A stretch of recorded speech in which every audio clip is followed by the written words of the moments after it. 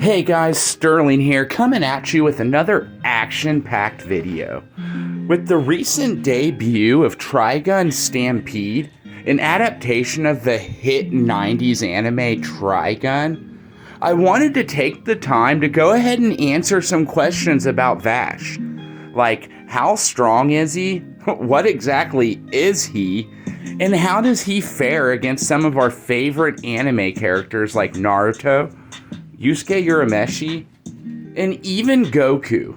So sit back and let me teach you everything you need to know about your favorite gunslinging outlaw, Vash the Stampede, otherwise known as the walking natural disaster, the humanoid typhoon.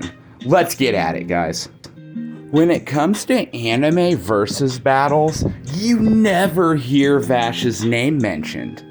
When people bring up powerhouse anime characters, they usually reference Naruto, or Yusuke, or even Goku.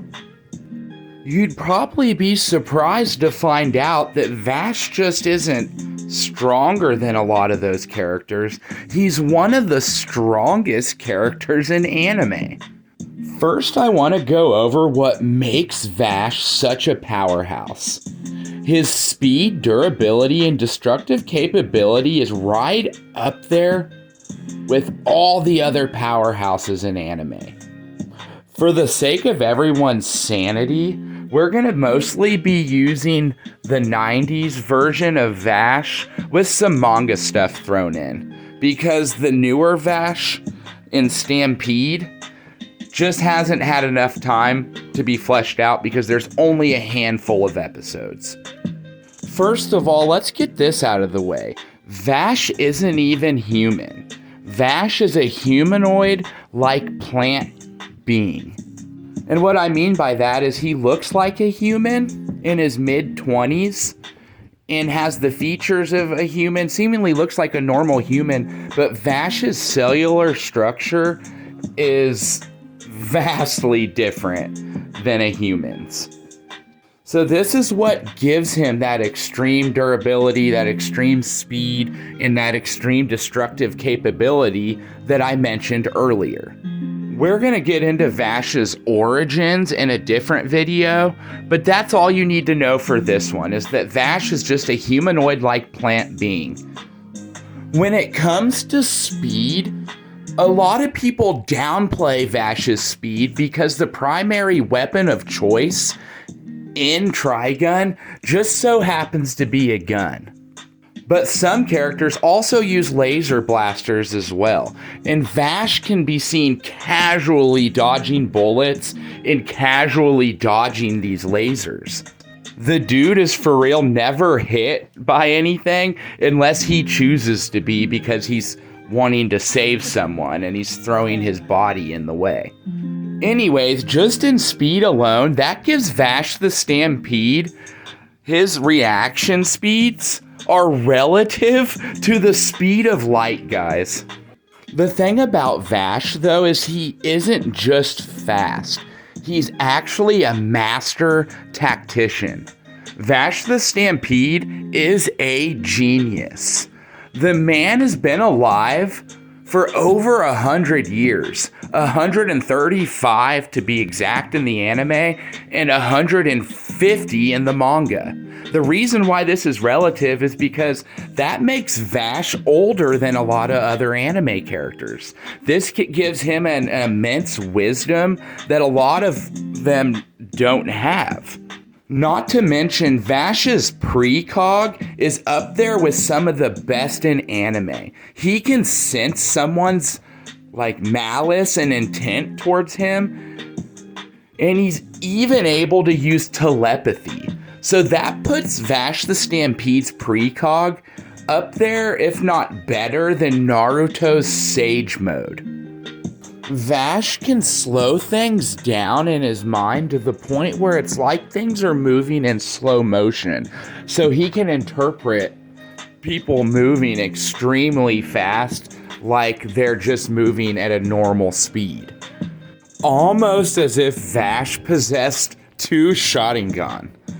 This is what gives Vash his prodigy genius level marksmanship and his extreme focus. And now I know a lot of you guys are probably thinking to yourself, man, he's really hyping Vash up. But everything I've said thus far is accurate. So far, we have a base Vash that has the reaction speeds that are equivalent to the speed of light. We have a man that can almost read someone's mind in battle, and someone who seemingly has a plan for just about anything. So at this point, a base Vash is easily going to be able to go toe-to-toe with a Naruto or a Yusuke in their base forms. I also am aware that a lot of you might say, well, Sterling, in base, all Vash has is his pistol and his submachine gun hidden in his arm. But I'm going to tell you why those things will be relevant later on when I do the hypothetical battles against Naruto and the gang. Vash's strength is a little unknown because there's not a lot out there. There's not a data book for Trigun or anything like that. But it can be implied that if Vash hits you while traveling at the speeds he can travel, that punch is going to cause a lot of damage relative to the surface area that it's hitting. It's just the thing about Vash is he's always wanting to protect someone. So throughout the whole series, you never see Vash going all out. You see a suppressed Vash that's only worried about the safety of the others around him. Not himself, not anything else. Not winning the battle, just the safety of everyone around him and making sure that everyone survives. So if he were to take all the effort that he puts into those plans and use it in a plan that involves him being bloodlusted and actually wanting to take down his enemy, then we're left with a base Vash that is extremely potent. There's also a very good chance that Vash can sense and see things like ki, spirit energy, and chakra, just like a Sharingan would be able to. There's many times where Vash is able to use his super keen senses to figure out a problem and solve it. There was an instance where a gung-ho gun was using sound frequencies to control these giant beasts, and Vash was able to deduce that this person was using sound waves to do it. The most minute sound waves he was able to pick up on. That's how keen Vash's senses are. For some of the basic stuff in base form Vash was seen doing, he can be seen leaping over tall buildings, leaping from building to building, and like I said, dodging bullets and laser beams casually. When it comes to strength, like I mentioned earlier, there's not much out there, but Vash is almost as strong as he needs to be for the situation. Now, I'm not saying he's going to be able to go around lifting like multi-ton items, but if he were to take the energy in his body and convert it into strength, there's a good chance that his strength is going to be much stronger than it already is. Now, I've hyped just regular base Vash up enough. Now we can start getting into the real powerhouse stuff. One of Vash's major abilities, with him being a humanoid plant-like being, is he's able to utilize a thing that they call an angel arm, and it's when his pistol forms with his arm, and it allows him to utilize his interdimensional plant-like energy, and it more or less makes Vash's arm into a giant, massive laser cannon. Now, this laser cannon is capable of destruction that is insane, beyond nuclear level. He eviscerates large cities that are on the scale of like New York and some of America's largest cities. easily just wipes them out. Vash even goes as far as putting a hole in the moon with just one blast, and that blast reaches the moon in less than 10 seconds. And all this destructive capability I'm talking about is with Vash trying to suppress the blast the best he can. End of series Vash is a whole different animal because he can utilize this angel arm and he can fire it at will. A time skip Vash where he finally can utilize all these powers would be so insanely strong. At the end of the series, he gets Knives' pistol, so he's able to use the angel arm in both arms if he wanted to, given he got his arm back from Legato. Anyways, this jump in power is unreal from what Vash was at the beginning of the series. And I already hyped that Vash up to be pretty strong. But like I said, this Vash is a whole nother animal. This version of Vash at the end of the series is easily planet level or planet plus. He can destroy the Earth anytime he wants. Vash can also be seen dodging attacks from the angel arm that Knives is firing at him. So this makes Vash's speed, if you didn't believe me about it being the speed of light, this makes it clear as day that Vash can move at light speeds, or he wouldn't be able to dodge the attack. You know, the same attack that reached the moon in 10 seconds. Now we have a version of Vash that if he were to go up against someone like Naruto, he would obliterate Naruto, and he would probably obliterate Yusuke as well. And hear me out. These guys aren't going to be able to hit this end of series Vash. This version of Vash is he can use all his powers at will. So let me just be clear about this. Vash is a descendant from the plant-like machines that they use to power these massive cities in Trigun. And they power these cities casually. Vash, being a descendant from these beings, can use a power like that, but 20-fold.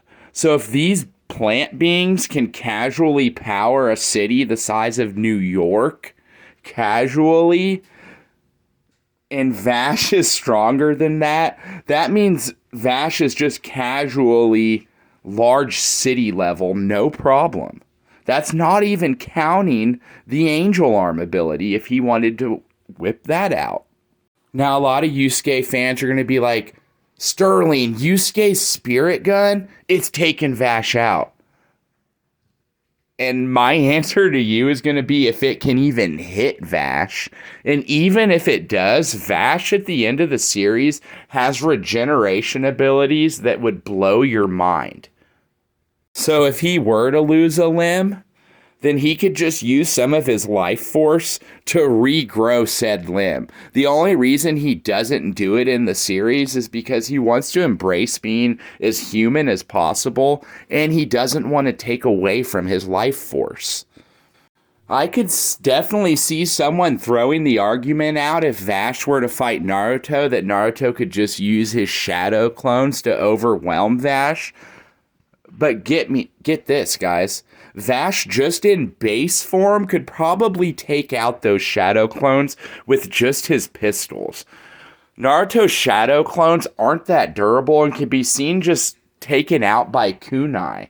So a bullet fired from Vash's gun is probably taking out a shadow clone. And like I said, Vash can use his precog to slow everything down and send a round straight through the shadow clone's head.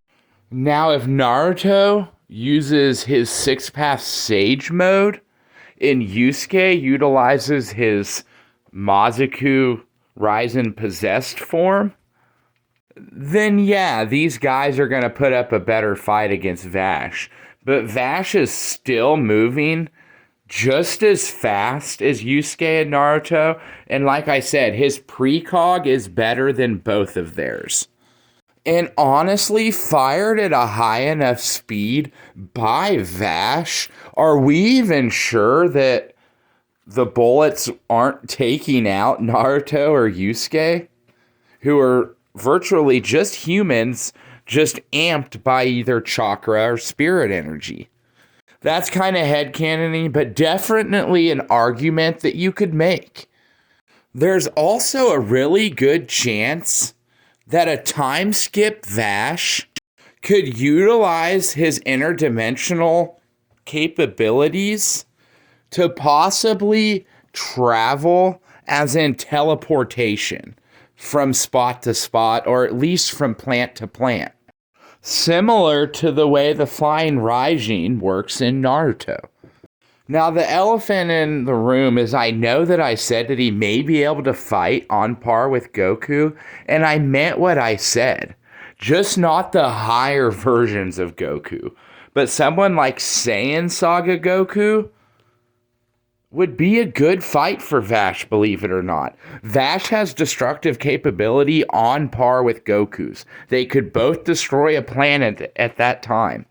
Yeah, Goku's punches and kicks are going to be a lot stronger than Vash's, but Vash is going to be able to tank these hits and possibly just dodge them with his precog and his lightning fast reflexes.